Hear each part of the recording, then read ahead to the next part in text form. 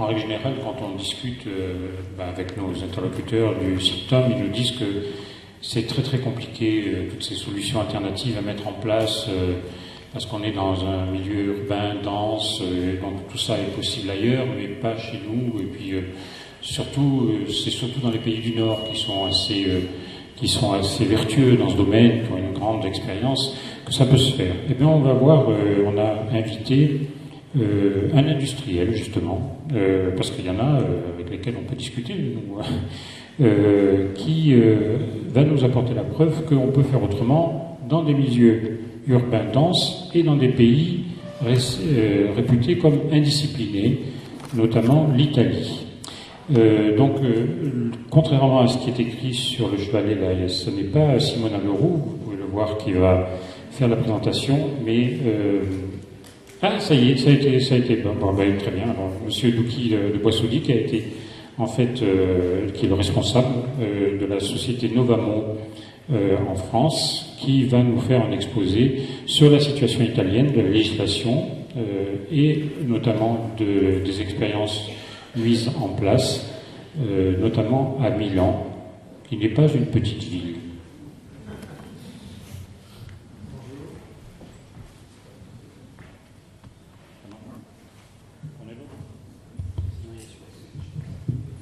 Bonjour, voilà, ça marche.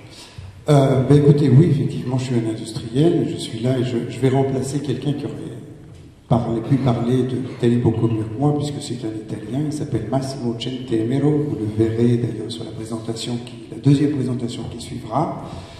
Et ce monsieur, en fait, c'est le président du CHIC, qui est en fait l'association italienne des composteurs.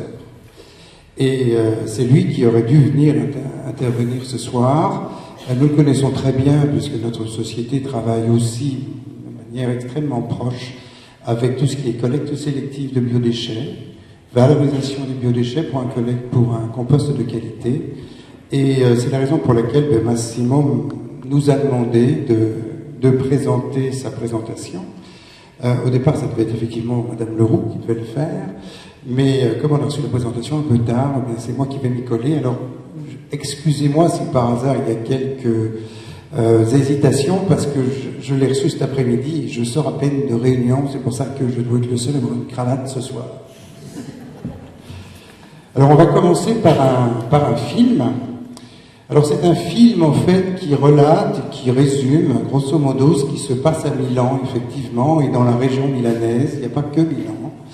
Et vous verrez effectivement qu'il y a dans le nord de l'Italie, alors effectivement dans le sud de l'Italie c'est pas forcément comme ça, partout, en tout cas dans le nord de l'Italie c'est extrêmement généralisé, vous le verrez après dans la présentation qui suivra, et là vous allez voir tout simplement ce qui se passe dans le nord de l'Italie, que ce soit dans des communes qui sont moins urbaines, avec effectivement un petit peu plus de zones pavillonnaires, mais aussi à Milan, et d'ailleurs depuis, puisque c'est un voyage d'études en fait qui s'est fait en début d'année, et depuis Milan, enfin à partir de l'année prochaine, tout Milan sera la collecte sélective des déchets, collecte au porte-à-porte, pour faire du compost de qualité. Donc on va lancer le film, et puis ensuite je prendrai la parole pour la présentation.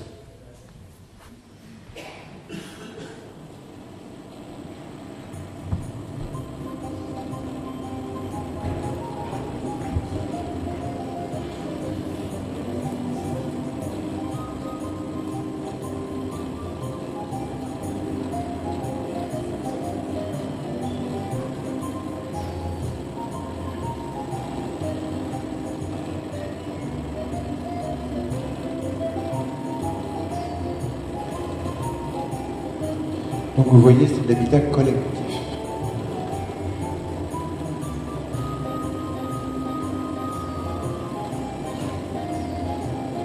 Alors rumino, ça veut dire déchets fermentescibles. Ils sont collectés dans des sacs qui eux-mêmes d'ailleurs sont fermentescibles. Vous voyez un exemple.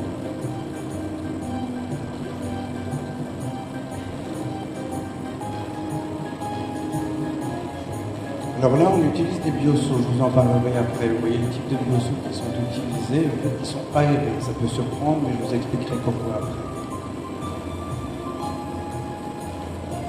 Donc là, vous voyez la chaîne, hein, le sac, la poubelle de cuisine et la poubelle extérieure, le camion.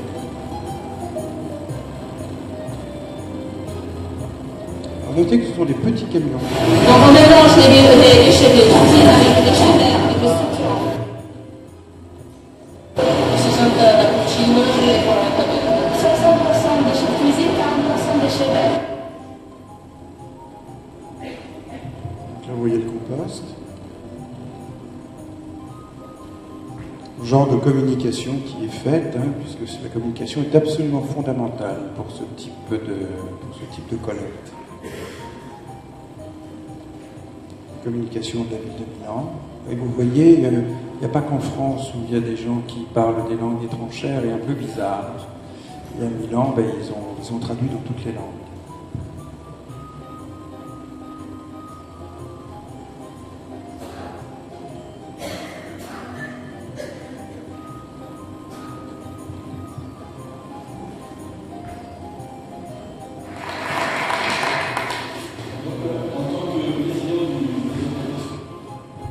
Ça a été effectivement organisé par en fait l'Italie, et puis là vous avez le président du réseau Compost Plus qui avait voulu organiser cette visite. C'est lui qui est en train de parler, on n'entend pas ce qu'il dit, mais c'est très intéressant.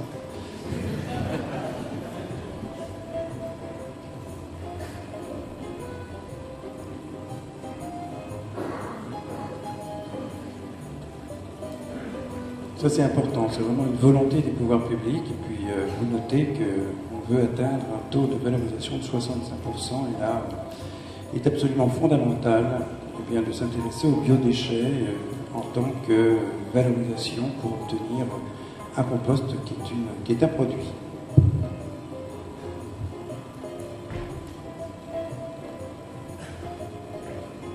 Alors, la commune de Legnano, c'est une petite commune à l'extérieur de Milan. 4 heures de collecte effective et 1 heure et demie de transfert. Donc là, on vous explique en fait qu'il y a des transferts, ça se fait 2 à 3 fois par semaine. Vous avez donc le petit camion qui a en fait un bac, hein, pour éviter d'ailleurs les jus, qui vient le transférer dans un plus gros camion qui lui par la suite ira vers le site de compostage avec une plateforme au départ.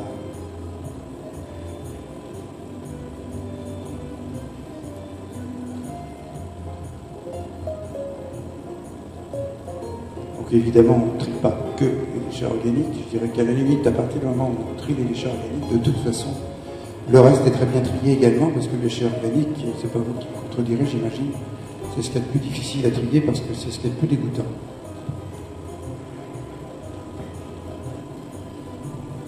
Là, vous voyez les poubelles à l'extérieur avec le bac marron, effectivement, pour les déchets organiques, les restes de repas, puis les autres bacs avec des couleurs bien particulières. Il faut montrer qu'ils ont payé les taxes. Ils ont payé les taxes et on leur donne un tampon et on leur donne les taxes. Alors là, c'est particulièrement intéressant en fait parce que c'est un distributeur de sacs. Les autres, c'est en grande distribution, il faut qu'on les achète. Ils peuvent plus. Non, en revanche, ici, ce sont des sacs qui sont plastiques, métalliques, mais moins chers qu'en Et ce distributeur, en fait, vous venez avec l'équivalent de votre carte vitale pour récupérer des sacs, sachant qu'il y a un certain nombre de sacs par habitant et que la carte vitale enregistre le nombre de sacs que vous êtes venu chercher.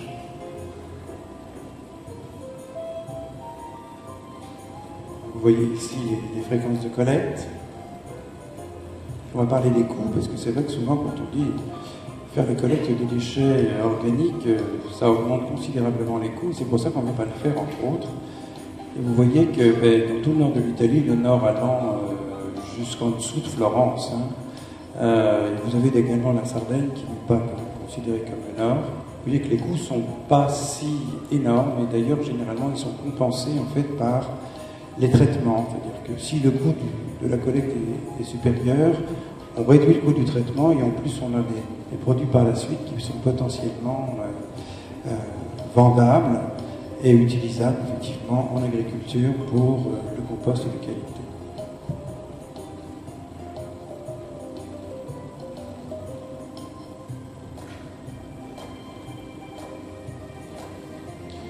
Donc ça c'est la conclusion de cette visite. Le groupe français qui est venu, d'ailleurs il y en a parmi vous dans la salle, et même d'ailleurs, si ma mémoire est bonne, autour de la table à laquelle je suis.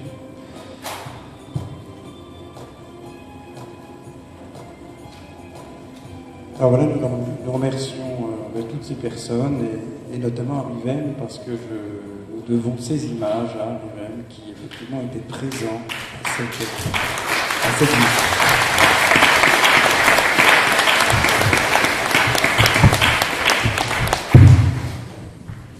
Alors si vous permettez, maintenant je vais me lever, parce qu'il va falloir que je regarde ce que vous regardez.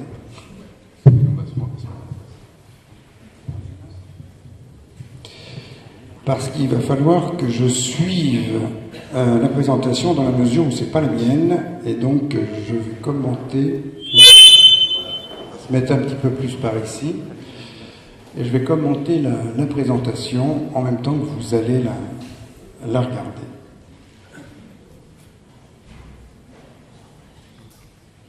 Voilà.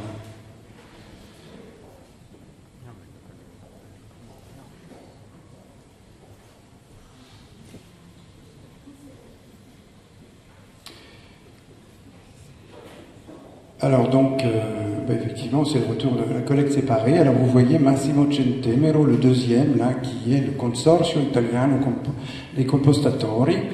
Vous aurez compris que c'est le consortium italien des composteurs. Donc c'est lui, normalement, qui aurait dû être là, qui aurait fait cette présentation certainement beaucoup mieux que moi, et en plus avec un accent agréable, que je n'imiterai pas. Alors, le contexte institutionnel et législatif, c'est un point très important. Comme vous avez vu, en fait, il y a 65% qui peut être atteint de collecte sélective. La présentation précédente, que j'ai vue en partie, vous avez vu qu'en fait, on n'est pas du tout à 65% de collecte, enfin de valorisation partant des déchets. Et dans la mesure où on doit atteindre un niveau élevé de valorisation, passez-moi toute là, voilà. Dans la mesure où on doit arriver à un niveau élevé de valorisation, à savoir 65%, et normalement, au 31/12/2012, on est obligé de considérer les déchets organiques. Ça a été répété précédemment, les déchets organiques urbains, je pense que je ne me trompe pas, c'est à peu près 50% des déchets urbains. Et dans votre poubelle domestique, c'est entre 25, 30, un petit peu plus en fonction de votre consommation habituelle, votre type de consommation. Et en Italie, c'est autour de 30% parce qu'on consomme pas mal de déchets organiques, de légumes, etc. Alors, les modalités de la collecte des déchets de cuisine, on utilise des bacs, et en Italie, on a finalement, je dis finalement parce que c'est quelque chose qui a commencé dans les années 90. Moi, je me souviens, quand j'ai commencé à travailler pour Novamont, au début 90, vous aviez des collectivités locales qui se lançaient dans la collecte sélective des déchets. Alors, comme partout, au départ, on a pris une poubelle, on a mis des déchets organiques dedans.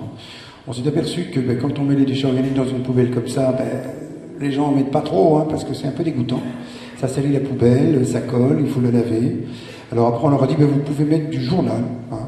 Et puis on a vu que c'était pas terrible non plus, parce que le journal absorbé, éventuellement collé aux parois. Et au final, ils sont passés sur des sacs plastiques, mais cette fois-ci compostables.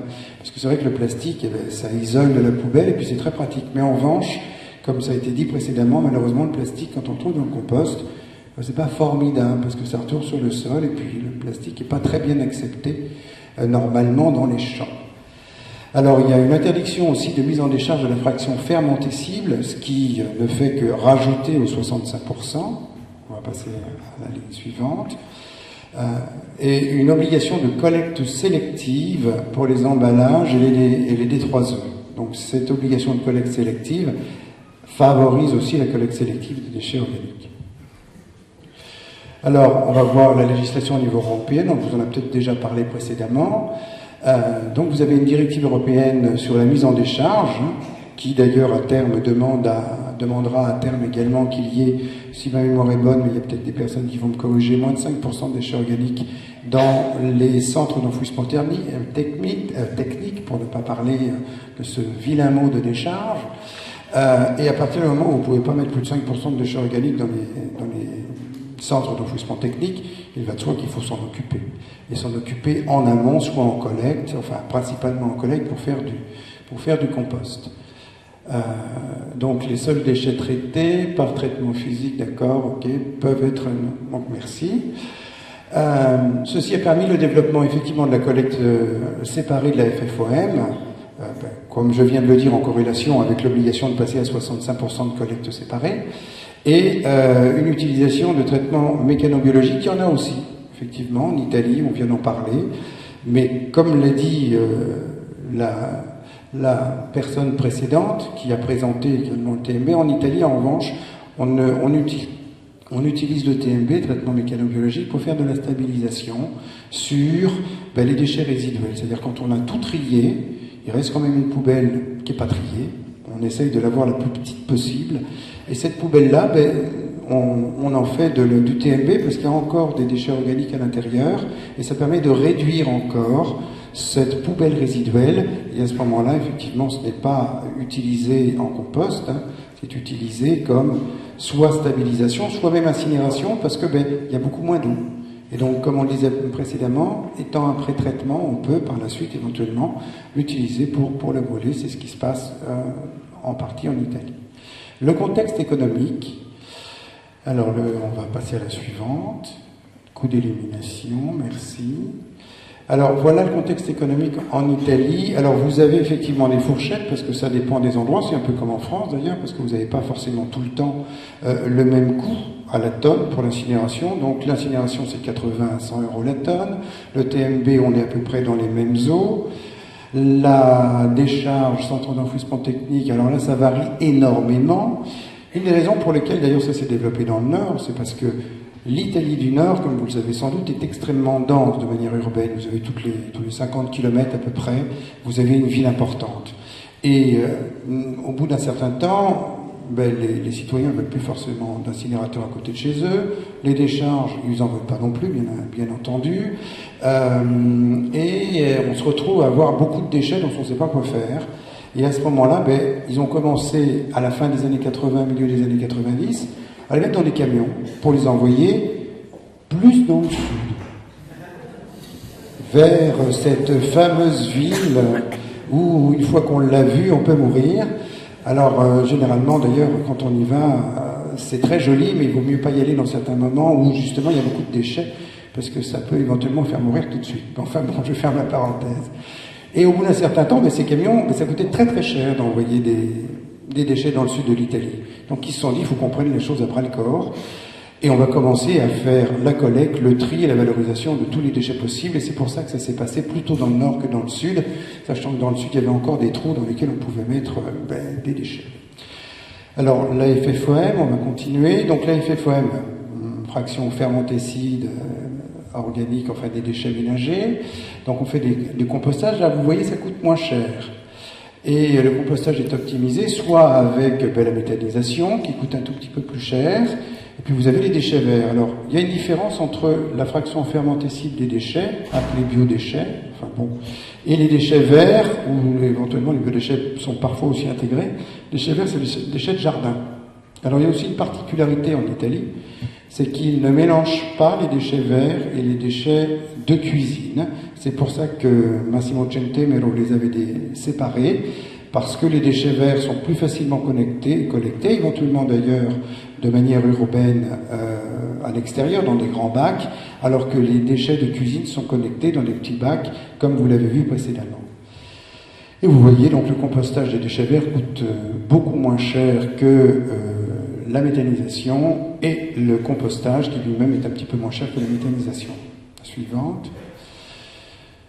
Alors, la taxe de mise en décharge, alors là c'est très très différent. Vous voyez aussi, il y a une fourchette entre 7 et 30 euros. Je pense que c'est pas la peine de vous expliquer que c'est plutôt dans le sud que c'est 7 euros et 30 euros dans le nord. On va passer à la ligne suivante. Les critères de prix et récompense, on continue. Alors, certaines provinces ou régions décernent des prix aux communes qui atteignent des objectifs de collecte séparés, comme par exemple la région Sardaigne, qui est une des régions qui, on n'imagine pas forcément, mais une des régions où on fait le plus de collecte sélective avec effectivement un compostage. Alors, les moyens imposés par le marché, le coût de traitement des biodéchets par compostage est dans de nombreuses régions, c'est pas encore totalement généralisé, on peut pas dire que c'est dans toutes les régions, inférieur au coût d'élimination des déchets ménagers en mélange. Et ça, c'est aussi un point important. Vous avez effectivement, peut-être pas si vite, enfin bon, vous avez dans les régions qui ont commencé à faire de la collecte, de l'optimisation par le compostage, un coût qui au final devient inférieur, même si au départ, en fait, quand on fait une collecte et un compostage, on peut avoir l'impression que le coût augmente. Mais ensuite, il se stabilise et éventuellement diminue, parce que comme je le disais tout à l'heure, vous avez une optimisation de l'ensemble des flux. On va passer à la suivante. Alors, encore un peu, parce que là, il me manque encore... Non, en arrière, parce que là, je pense, voilà, il y a un truc qui... Voilà, très bien. Alors là, vous avez ce que vous avez vu précédemment. Vous avez ici plusieurs poubelles avec les déchets de cuisine. Vous voyez tout là-haut ce qui se passe dans la cuisine avec les fameuses poubelles aérées. J'y reviendrai tout à l'heure. On passe les déchets de cuisine dans le bac qui est ici, qui est le bac marron, comme on l'a dit précédemment. Vous avez un bac à papier, puis le bac à plastique. Le bac à plastique, en revanche, il est transparent. Il est transparent, et pourquoi? Tout simplement parce qu'on veut absolument voir si à l'intérieur il n'y a que du plastique. Et ça permet effectivement d'optimiser la collecte. Et puis ils ont, et ça vous l'avez vu tout à l'heure, mais on est passé rapidement dessus, en fait ils collent des étiquettes sur les sacs ou sur les poubelles quand c'est mal trié, et éventuellement ils ne les collectent pas. Alors ça c'est assez rédhibitoire, hein, quand on vous a pas collecté, et notamment la fraction organique, parce que c'est mélangé n'importe comment, et que la personne qui fait du compost veut avoir un compost avec un produit intrant, rentrant de qualité, généralement on appelle la mairie en disant comment se fait-il qu'on ne m'ait pas collecté mon bac à déchets. Alors là c'est peut-être un système italien un peu particulier. Généralement la mairie reçoit le coup de téléphone et fait mais ah bon vous ne l'avez pas collecté, écoutez je me renseigne. Puis après il rappelle la personne en disant ah mais non on ne l'a pas collecté parce que c'était pas assez bien trié, donc qu'est-ce que vous voulez qu'on fasse avec des déchets pareils, on peut rien en faire. Il faudrait les collecter à un autre moment, et puis en plus, même à un autre moment, c'est pas terrible. Donc, on va vous revenir pour le collecter, mais la prochaine fois, on pourra pas. Et c'est assez dissuasif, et ça permet d'éviter les amendes. Alors après, effectivement, quand on a passé ce premier stade, il y a des amendes qui peuvent tomber, et qui sont effectivement décernées aux collectivités locales, enfin, aux bâtiments qui sont mal triés. Et vous allez me dire, mais comment on fait quand il y a un immeuble avec une centaine, une soixantaine de personnes, ou même une dizaine de personnes qu'on ne sait pas qui trie mal. Et bien, quand il y a un immeuble comme ça, c'est pareil. On met l'amende, mais à l'immeuble, au syndic. Et puis, généralement, les copropriétaires ou les colocataires s'arrangent entre eux après pour dire écoute, t'es bien gentil, simplement nous on paye une amende parce que toi tu tries mal. Ils s'arrangent entre eux. Et en Italie, ça se finit plutôt bien, et donc ça pose pas de problème. Et après, on a des poubelles qui sont bien triées. La suivante, encore un peu. Alors, les principaux paramètres. Effectivement, il y a une collecte au porte-à-porte, et ça c'est fondamental, parce que sans collecte au porte-à-porte, vous pouvez difficilement avoir un produit, un biodéchet bien trié. Et dans la mesure où ce sont des sites de compostage qui sont relativement simples, hein, c'est pas des grosses usines à gaz, vous avez des andins, alors parfois c'est couvert, parfois ça ne l'est pas d'ailleurs. Tout à l'heure on disait qu'effectivement ça sent pas forcément mauvais, je vous le confirme, ça sent pas forcément mauvais, à partir du moment où on gère bien et les déchets et surtout la plateforme, ça sent pas forcément mauvais, et heureusement d'ailleurs, parce que comme je le disais tout précédemment, les villes sont très proches les unes des autres. Si les sites de compostage sentaient mauvais, les Italiens qui n'acceptent pas plus les mauvaises odeurs que les autres, seraient assez facilement dérangés. Les déchets de cuisine sont collectés effectivement dans des sacs compostables de petite dimension. Alors bon, là je vais peut-être un peu rentrer un peu plus en détail. Vous avez vu ici, vous avez les poubelles de 30 litres. Bon, généralement c'est des poubelles de 30 litres, hein, parce que comme c'est collecté 2 fois par semaine, c'est pas la peine de mettre des grosses poubelles. Et puis vous avez là-haut des poubelles qui sont les poubelles de cuisine qui sont de 10 litres. Parfois même inférieur. Pourquoi? Eh bien, tout simplement parce que le déchet organique, c'est, vous en conviendrez, le plus dense. Étant le plus dense, c'est celui qui prend le moins de volume. Donc il n'y a pas besoin de mettre des grosses poubelles, et au départ, même en Italie d'ailleurs, ils s'étaient trompés, ils avaient mis les mêmes poubelles pour le déchet organique, un petit peu plus grandes pour les plastiques, puis on se retrouvait avec des poubelles qui de toute façon avaient très peu de déchets organiques. Et donc ils sont passés à des petites poubelles, d'abord parce que les gens n'aiment pas tellement garder des déchets organiques longtemps dans la cuisine, et ça se comprend, notamment en été, et ensuite parce que comme c'est très dense, il n'y a pas besoin d'avoir les grandes poubelles.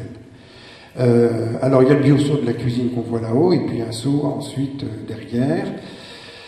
Et les OMR sont collectés dans des transparents, effectivement collectés hebdomadairement, donc une fois par semaine au lieu de 2 fois pour les déchets organiques. Donc les déchets résiduels, à trier et collecter séparément, non résiduels, cela rend impossible le dépôt au point d'apport volontaire. Oui, il n'y a pas de point d'apport volontaire où on peut jeter un peu n'importe quoi, parce que le problème des points d'apport volontaires, c'est qu'on ne sait pas qui jette et ce qu'on y met. Et au final, quand on a un point d'apport volontaire qui parfois peut être considéré comme extrêmement pratique, mais on a des déchets qui ne sont pas forcément bien triés. D'où la collecte au porte-à-porte. Alors, je vais peut-être passer rapidement là-dessus. Éventuellement, après, je pourrais répondre à certaines questions. Il y a pas mal de choses quand même auxquelles j'ai répondu. Là, c'est le schéma italien, donc avec le déchet de cuisine. Alors, pourquoi la poubelle aérée? Je vais peut-être y revenir maintenant. Mais tout simplement parce qu'on s'est aperçu que les sacs compostables, biodégradables, compostables, puisque, bon, ils sont évidemment biodégradables, mais là, c'est la compostabilité qui est importante. La biodégradabilité, c'est bien gentil, simplement il ne faudrait pas que ça pousse les gens à acheter des sacs partout sous prétexte qu'ils sont biodégradables. Donc ce qui est fondamental, c'est qu'ils sont compostables. Et ces sacs-là, en fait, c'est une matière différente du plastique traditionnel que vous connaissez. Ces sacs-là, en fait, ils transpirent. Et dans les années 90, on s'est aperçu qu'il y avait de l'eau au fond de la poubelle. Et on avait des gens qui nous disaient « Attendez, vos sacs, ils sont bien gentils, là, mais ils fuient. Donc ça va pas du tout. » Et puis on s'est aperçu que l'eau était plutôt de l'eau propre, tout simplement parce qu'effectivement il y avait un phénomène de transpiration un peu comme la peau, et donc on s'est dit ça peut être utile, enfin les Italiens se sont dit que ça pouvait être utile d'utiliser des poubelles aérées. Pourquoi? Parce que ça diminue la quantité d'eau qui sont dans les déchets organiques le temps qu'ils sont dans la poubelle. Et on peut arriver d'ailleurs à des diminutions qui vont de 20 à 30% sur une semaine. Et c'est très intéressant pour les collectivités locales parce que lorsque vous avez 20% en moins de déchets organiques, lorsque vous venez le récupérer, que vous le mettez dans le camion, que vous pesez le camion, ça fait 20% en moins à payer lorsque vous l'amenez sur le site de compostage. Et ça peut à terme ne pas forcément être négligeable. Et puis autre chose, le fait que ce soit aéré, ça ne macère pas, ça limite le départ de la fermentation. Et comme ça, on a moins de phénomènes d'odeur. Donc c'est à ça que servent les poubelles aérées, qui maintenant sont assez généralisées dans tout le nord de l'Italie. Alors, allez-y, continuez. Donc là, vous voyez les différents conteneurs avec les différents sacs, on va continuer. Ça, c'est à l'extérieur, effectivement, pour les OMR. Là, vous avez le type. Vous avez le type. Et ce qui est intéressant, c'est que vous avez effectivement les logos. Et vous avez des logos. Alors, c'est plutôt le logo qui est à gauche que vous voyez qui généralement permet d'identifier un sac compostable. Ça, c'est important parce que vous avez malheureusement pas mal de sacs que vous avez très certainement vus sur vos marchés ou ailleurs, qui sont indiqués oxo-dégradables ou oxo-biodégradables, ou faites un geste pour la nature, et ces sacs qui sont des sacs oxo, en fait, ne sont pas du tout biodégradables. Ils se fragmentent, et les fragments ne se biodégradent pas forcément. Et si vous ne voyez pas le logo OK Compost, ou le petit logo qui est à droite, mais ça c'est plutôt pour l'Allemagne et les pays de l'Est et nordiques, si vous ne voyez pas ce logo-là, ça veut dire que ça ne correspond pas à une norme qui est la norme 13432, c'est une norme européenne, je ne vais pas vous citer trop de chiffres, elle est écrite là-haut.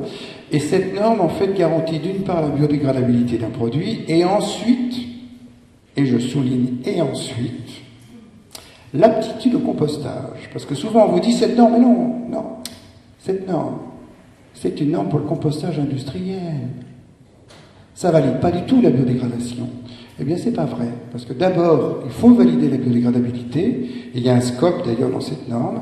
Et une fois que la biodégradabilité est effectivement contrôlée, alors en laboratoire, on ne va pas s'amuser à regarder sur le sol, en fonction de l'endroit où c'est posé, ça va plus ou moins vite, parce que si vous n'avez pas beaucoup de micro-organismes sur le sol, ben, ça peut mettre 6 mois, 1 an, voire 2 ans. Hein. Et en plus, je rappelle qu'on n'a pas des sacs biodégradables pour les jeter par terre. Donc si vous ne voyez pas ce logo et que vous voyez biodégradable, vous pouvez quasiment être sûr que c'est un faux biodégradable, parce que la plupart des transformateurs qui font du vrai sac biodégradable, ben, ils prennent la peine de mettre ce logo, parce que déjà ils font un effort. C'est des sacs, la matière première coûte quand même un peu plus cher, et donc c'est intéressant de mettre ce logo pour bien prouver qu'on est compostable. Vous pouvez continuer, bon ça c'est d'accord, le résultat... Alors, que je regarde un peu, parce que comme je vous le disais, je ne suis pas très aguerri sur cette présentation. La production de compost en Italie. Donc vous voyez que vous avez quand même 4 millions de tonnes par an de biodéchets qui sont collectés au porte-à-porte, hein, qui vous donnent 1,2 million de compost de qualité. Alors on souligne de qualité effectivement parce que c'est un compost qui retourne au sol et qui doit nécessairement avoir des caractéristiques qui sont relativement élevé pour pouvoir retourner au sol. Alors ensuite, alors en Italie, la collecte séparée des déchets fermentescibles est indirectement obligatoire. Ben oui, c'est ce qu'on a dit au départ, c'est pas obligatoire bien sûr, mais à partir du moment où vous fixez un taux de 65% de recyclage, vous êtes obligé de passer par par les sur les biodéchets, vous êtes obligé de le prendre en compte. Par ailleurs, on parle de valorisation. Qui dit valorisation dit produit final. On part d'un déchet pour avoir un produit. Et le produit, c'est forcément un compost de qualité.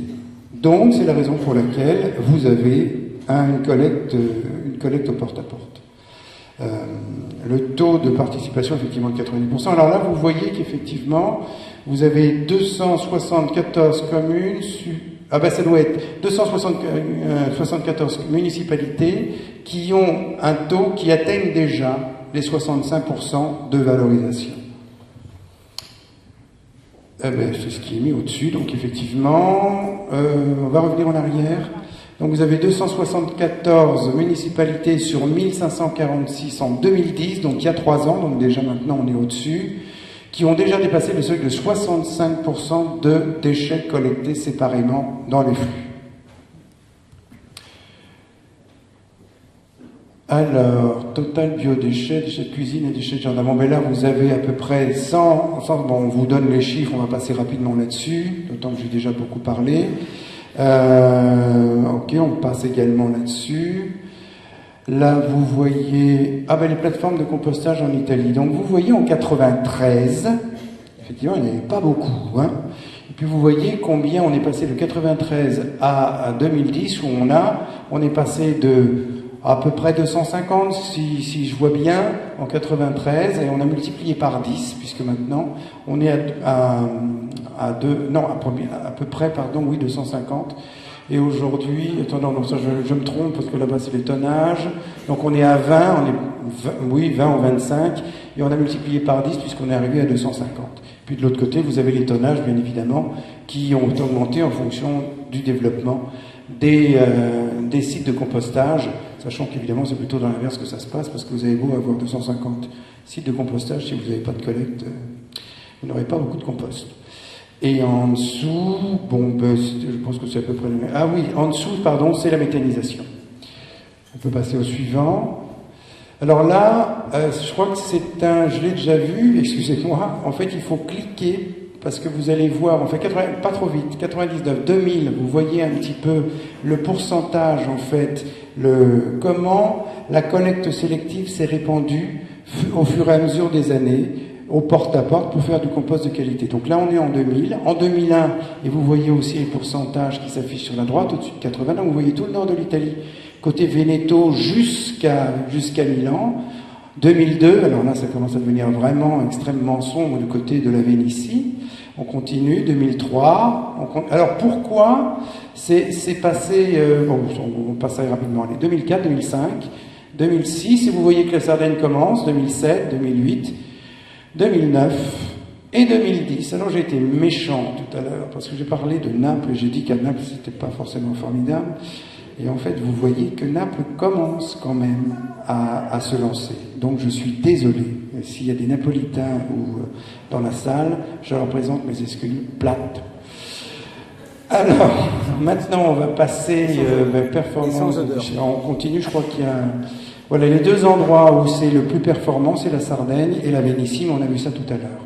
La Sardaigne est arrivée plus tard, mais ils ont profité de l'engouement et puis surtout du fait qu'on leur a décerné des prix pour un bon comportement et une bonne qualité de compost. On va avancer. Encore. Voilà, encore. Voilà, c'est alors la qualité des entrants. Alors vous avez effectivement sa compostable en PAP, je vous avouerai que je ne vois pas ce qu'il a voulu dire. Pardon ? Merci. En porte-à-porte. C'est lamentable de ma part, donc merci, en porte-à-porte. Garantit une qualité élevée, effectivement, on en a déjà parlé. On optimise les coûts. On va revenir plus tard. On va passer à la prochaine, effectivement, parce que là, je crois qu'enfin, on parle des coûts. Bon, ça, c'est les tonnages, on en a déjà parlé. Ça a monté, vous voyez que ça monte. La suivante. Bon, d'accord. Vous voyez l'augmentation des tonnages en fonction des années qui correspond un petit peu à ce que vous avez vu sur la carte italienne. Et là, les coûts. Alors là, c'est effectivement quelque chose d'assez intéressant. Vous voyez, lorsque vous avez moins de 20% de collecte sélective sur la gauche, jusqu'à 70% de collecte sélective, supérieur à 66% de collecte sélective. Vous remarquez donc, vous avez donc la collecte, le coût de la collecte, le coût du traitement en orange et les autres coûts en blanc. Alors vous constatez qu'en dessous de 20%, en blanc, vous avez très peu de coûts autres. C'est quoi ces coûts autres? C'est la communication notamment. Et effectivement, quand vous faites une collecte sélective, vous êtes obligé d'avoir un budget de communication relativement élevé. C'est ce que vous voyez notamment dans les 3 dernières et entre 60 à 70 et plus de 70%. Vous avez un coût de communication élevé et la communication doit être régulièrement entretenue pour que ça ne s'essouffle pas. Il faut quand même plusieurs années pour qu'il y ait une prise en compte. On va revenir sur la précédente. Les coûts de traitement, vous voyez que les coûts de traitement en fait diminuent alors que les coûts de collecte augmentent. Et au final, vous voyez qu'il y a une relative stabilisation des coûts avec plus de 70, entre 70 et 80 euros en dessous de 20%. Et ça n'augmente pas. Au contraire, vous avez plutôt des diminutions en fonction de la quantité de collecte sélective. Alors, en conclusion, la collecte sélective, effectivement poussée au-dessus de 65%, n'est pas plus chère, et visiblement, Massimo Centemero l'a mis en gras, donc je répète 2 fois, que les modèles moins efficaces. Les coûts liés à la collecte, on l'a dit précédemment, pourrait augmenter le coût global, mais en fait, vous avez une réduction de coût de traitement. Le modèle incitatif peut être, intensif, peut être appliqué tant dans les zones urbaines qu'effectivement dans les zones rurales. Bon, mais ça, vous l'avez vu dans le film, c'est, je pense, assez bien montré, parce que quand on vous parle de collecte sélective au porte-à-porte de déchets organiques en zone urbaine, généralement, quand j'en parle en France, parce qu'il m'arrive aussi de faire des présentations qui sont les miennes, on me regarde d'un air de dire, vous êtes bien gentil, monsieur, du n'importe quoi. Franchement, dans les habitats collectifs, vous pouvez toujours courir, personne va le faire. Alors effectivement, s'il n'y a que des Allemands, des Suédois et des Norvégiens, ils le feront peut-être, mais quand même, on en a assez peu chez nous. Vous voyez qu'en Italie, il n'y a pas plus de Suédois, d'Allemands et de Norvégiens dans les habitats collectifs à Milan, n'est-ce pas? Il y a quand même quelques Italiens, et on arrive à le faire. Voilà. Et puis les instruments oui, les instruments sont importants. En fait, vous avez d'une part la communication, et d'autre part, il faut donner quand même les instruments pour que les habitants puissent faire des collectes dans des conditions les plus confortables possibles. Parce que comme je l'ai dit au début, et que vous le savez très bien, les déchets organiques sont les plus sales qui soient, et ceux dont on a envie de se débarrasser le plus vite, et ceux qui sont les moins agréables à manipuler. On va passer à la suivante.